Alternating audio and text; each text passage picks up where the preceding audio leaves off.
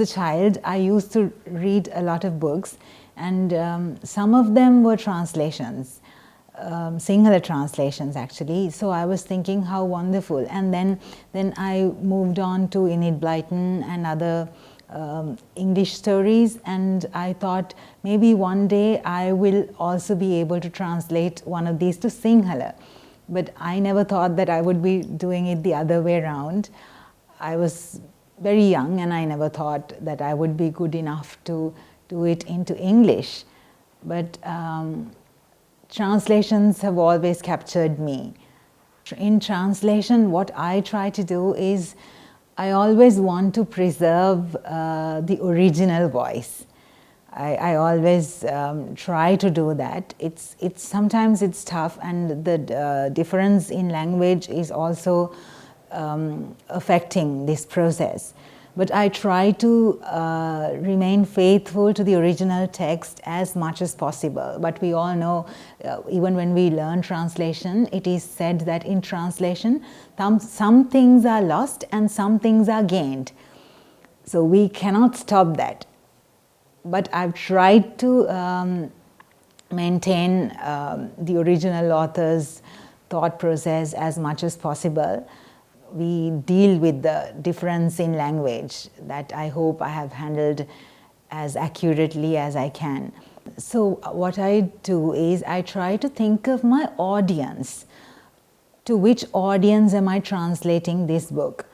Because when, say for example, when Lamuthu Amaya is read by my translation of Lamuthu Amaya, Wid Keirdo, is read by a Sri Lankan audience, Sri Lankan readership, they would know many things, the background knowledge. Yes, they will be reading it in English, but they are culturally very much aware of what is happening.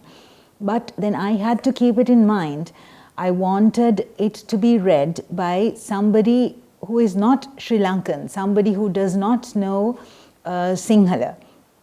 So when the book, before we published the book, I got it to be read by a couple of foreign friends of mine. I wanted them to read the book and see whether it is understood as a separate entity without the Sinhala book. So even in my translations of Sibyl, there were certain things that we had to look into. Like since you asked for examples, there were certain books that we actually did not translate. There was one where the husband beats the wife, and because the husband cannot remember the kind of sweet that he wanted, like this traditional sweet, something like lavaria, not lavar. So when he could not remember it, when he could not recall it, he beats the wife and he gets to see the wife's marks on the skin. And then he suddenly remembers what the kind of sweet is. So these kind of books we did not translate to English because times have changed. Sibyl Bettasinghe had written it a long time ago. Now this kind of thing being read by a foreign audience, a child in a Western country maybe, where the rules and regulations and wife beating is definitely not allowed. So we had to keep that in mind.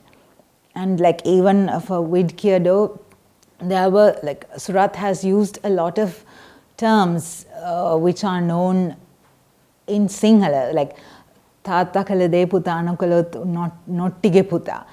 So, and the sound effect should also be there. So it was very difficult, and that particular idiom or whatever is like the phrase is not known in English. So there were challenges which we tried to overcome as smoothly as possible. So first and foremost, I've always been a fan of Surat's writing. So like you said, I wanted to do justice to his writing in my translation. I did not want that voice to be silenced as much as a transition it happens. And also, like this book is, like you said, it is narrated by a child. The narrator is a child, the protagonist child protagonist Ahas Pereira. But what we have to understand is that it is not just a children. It's not a children's book. It should be read by adults. A child can read it, a child will enjoy it because it's their story. Every child will love it. But what is most important is that it is read by adults, the parents and the teachers, the administrators, whoever, who are in charge of children. So it couldn't be a children's book. It had to be, I had to make sure that the child could read and enjoy it, but it had to go beyond that. I hope that it is not taken as a children's book and that it gets faded into oblivion, because it should be read by adults, by more responsible people, because it has a critique of the education system and learning and teaching, and also of this administration, institutionalized education, to be more specific. Translating Sibyl was difficult, but like there were small challenges. Like I've translated 22 of Sibyl Vetasinghe's books. There were small challenges, but fairly okay and easy to overcome, because these are small books. But this has been the biggest challenge, because of the inversion of words and the change of language. And in Sinhala, we know it's a matter of changing the word order to come up with a term like Lamutu Amea. You just need to jumble the letters and then you come up with a word. But in English, you cannot do that because the sounds are not represented by words. So that was very difficult.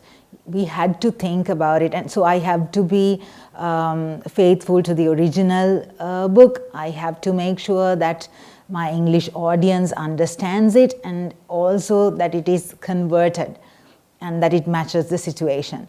So that was very challenging, and also because it was not done while I was working. It was basically done on the run. Most of this was translated on the way in the bus, in the Gampaha Maharagama bus on my phone. So that was a challenge. People think that a lot of writers go on holidays, have cozy time, have 3 months to do their project, and they work in a peaceful environment focusing on this. Now that's not how some of us work.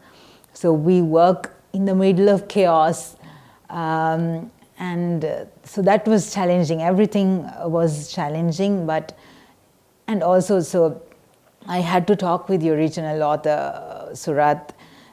He had to give his input. There were things that we discussed, so he came all the way from Colombo to Gampaha, and there were discussions happening like that in the middle as well. So that's how the process went. With technology, we think everything has become so easy.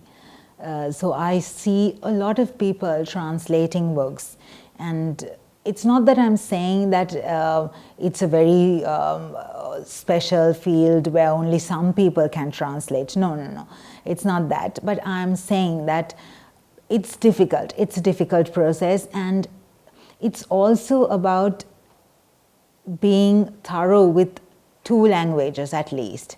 So I firmly believe in the importance of language, be it English. In this case, it's English and Sinhala.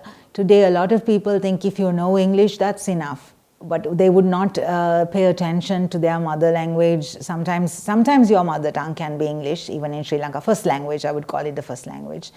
But Sinhala or Tamil, I think it's essential that as children, we learn both, at least 2 languages. It is in knowing that, because with a language comes a lot of other things. These things are important when you're translating a book, because it's not just turning words into a different language. It's not a technical translation. When you're doing a book, a novel, or a children's story, it's very loaded. if you cannot understand the cultural nuances, deep cultural roots, which language is a part of, to do that you have to know both languages. If you are comfortable with both languages to at least to some extent, then you can do a better job. So I would like to emphasize on the fact that a lot of people, a lot of parents nowadays take pride in saying, oh, my child only knows English, or she's very good in English, cannot even understand, we don't even talk in Sinhala. Even in this book there's a conflict like that. The child is thorough with English, but the mother is not competent enough. And they come to a point where the parents and the child cannot understand each other. So language plays a great role in our lives, and I think the more languages we know, it's better. The more understanding and more clarity comes.